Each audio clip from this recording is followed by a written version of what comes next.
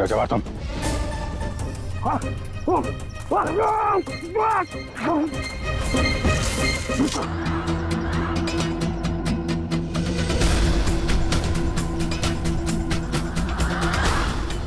Hello guys, कैसे हैं आप सब। आप देख रहे हैं अमनान टीवी रिव्यूज़। दोस्तों, आज की इस वीडियो में मैं आपको इस एपिसोड का फुल रिव्यू देने जा रहा हूं। दोस्तों, जैसा कि आपने इस वीडियो में देखा कि सीआईडी टीम जंगल में होती है और वहां वो ख़तरे में होते हैं। अगर आप इस एपिसोड का नाम और नंबर जानना चाहते हैं तो इस वीडियो को एंड तक देखना। दोस्तों, इस एपिसोड की शुरुआत इस तरह होती है कि एक आदमी भाग रहा होता है और इसके पीछे जैसे कोई जानवर लगा हुआ होता है और वो आदमी दया सर का दोस्त होता है। इसका नाम कार्तिक होता है।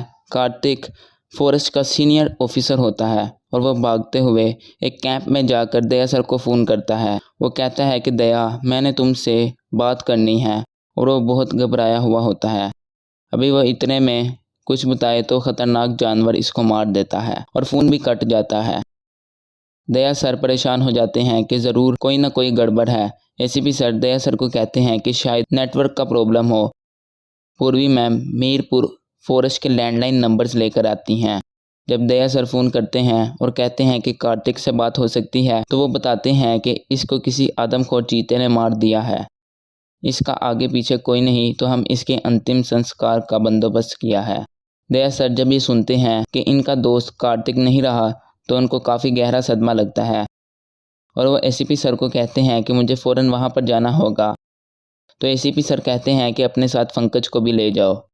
दया सर और पंकज सफ़र के लिए रवाना हो जाते हैं। पंकज दया सर से पूछता है कि क्या कार्तिक आपका सबसे पुराना दोस्त है। तो दया सर कहते हैं कि जब मैं 14 साल का था तब मैं इससे मिला था और हम दोनों साथ पढ़ते थे और हमेशा जानवरों और नेचर की बातें करता था और वह जानवरों की रक्षा भी करता था। दया सर ये भी कहते हैं कि जानवरों से इतना प्यार करने वाला इंसान जानवरों के ही हाथों मारा गया। दया सर दामोदर फॉरेस्ट में जाकर कार्तिक की लाश को देखते हैं तो इन्हें इस बात का दुख होता है। दो फॉरेस्ट ऑफिसर कहते हैं कि हमें खुशी हुई कि आप कार्तिक के अंतिम संस्कार में आए, क्योंकि इसकी कोई फैमिली नहीं है जो यहाँ आ सकती। डॉक्टर दया सर को कहता है कि कार्तिक की मौत एक चीते की वजह से हुई है। दया सर पूछते हैं क्या ये चीता आए रोज़ इंसानों की हत्या कर रहा है। तो वो फॉरेस्ट ऑफिसर कहते हैं कि कुछ दिनों पहले हमारा एक और फॉरेस्ट ऑफिसर मर गया। तो डॉक्टर बताता है कि पहले इसके जिस्म में एक इन्फेक्शन फैला, फिर इसकी बॉडी लाल होगी और वो आहिस्ता आहिस्ता कुछ देर पहले ही मर गया। दया सर इस आदमी की बॉडी देखते हैं तो दया सर कहते हैं कि ज़रूर इस जंगल में कोई जहरीली चीज़ है जिसकी वजह से लोगों की मौत हो रही है।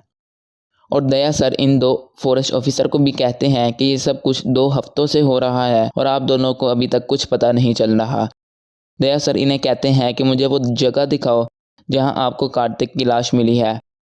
तो वो इन्हें वहां पर ले जाते हैं। रास्ते में जाते जाते इन्हें वही खतरनाक चीते की आवाज़ें आने लगती हैं। वो कैंप में जाते हैं तो वो बताते हैं कि हमें इनके जिस्म में चीते के दांतों के निशान भी मिले हैं। दया सर कहते हैं कि हम मानते हैं कि इनकी मौत चीते की वजह से हुई है, लेकिन हमें पोस्टमार्टम रिपोर्ट चाहिए अपने रिकॉर्ड के लिए। दया सर पंकज को रिपोर्ट देकर इसको मुंबई ले जाने को भेजते हैं और कहते हैं कि मैं यहाँ का काम संभाल लूँगा। पंकज वो रिपोर्ट लेकर जा रहा होता है कि इसके पीछे एक गाड़ी लग जाती है और बार बार हॉर्न मार रही होती है। पंकज इसको जाने के लिए रास्ता भी देता है, लेकिन वह पंकज की गाड़ी को ज़ोर से टक्कर मारते हैं जिसकी वजह से पंकज की गाड़ी का एक्सीडेंट हो जाता है। इसके सर से खून निकल रहा होता है और वह गाड़ी से निकलकर फायर भी करते हैं, लेकिन वो लोग रिपोर्ट लेकर जा चुके होते हैं और पंकज सड़क पर पड़ा होता है। पंकज उठकर चेक करता है तो शायद वो लोग कुछ लेकर जा चुके होते हैं, लेकिन रिपोर्ट वहीं पर पड़ी होती है। पंकज वो रिपोर्ट लेकर ब्यूरो चला जाता है। डॉक्टर सालुके बताते हैं कि कार्तिक की मौत तो चीते की वजह से हुई है, लेकिन दूसरे ऑफिसर बुष्यंत की मौत किसी और वजह से हुई है। बुष्यंत की मौत एक पौधे में केमिकल की वजह से हुई है। वो केमिकल इसके जिस्म में गया और आहिस्ता आहिस्ता इसकी मौत हो गई। डॉक्टर तारिका बताती हैं कि ज़रूर ये किसी की साजिश है, क्योंकि ये पौधा तो इंडिया में होता ही नहीं। अगर कोई शख्स इसके कांटेक्ट में आ जाए तो इसकी हालत मौत से भी बदतर हो जाती है।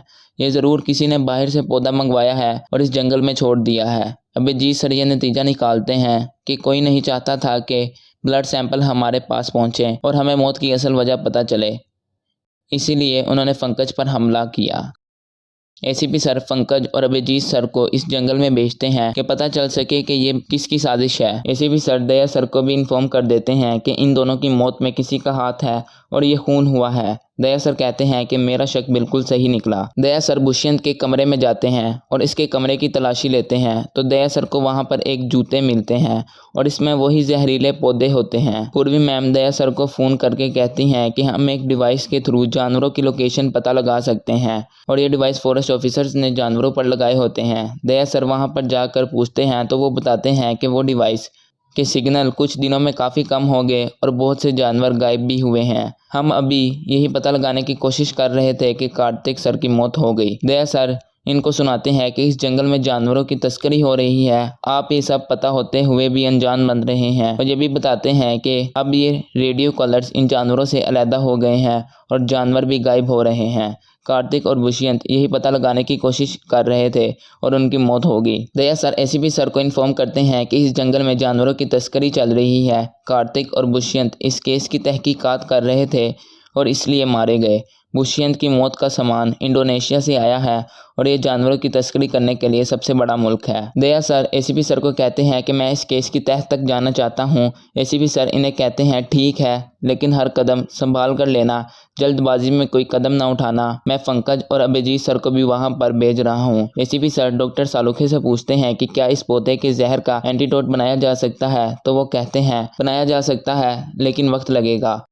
उधर जंगल में दया सर सारे ऑफिसर्स के कमरों की चाबियां लेकर इनके कमरों की तलाशी लेते हैं और आखिर में एक ऑफिसर के कमरे में इन्हें एक कैन मिलता है जिस पर मेड इन इंडोनेशिया लिखा होता है। दया सर तलाशी लेकर वो चाबियां वापस कर देते हैं और वो दो ऑफिसर से पूछते हैं कि सारे ऑफिसर रात को कितने बजे सो जाते हैं तो वो बताते हैं कि 10:30-11 बजे। दया सर बाहर खड़े होकर पहरा देने लग जाते हैं और अंदर से एक ऑफिसर बाहर आता है। दया सर इसका पीछा करते करते एक जंगल में चले जाते हैं।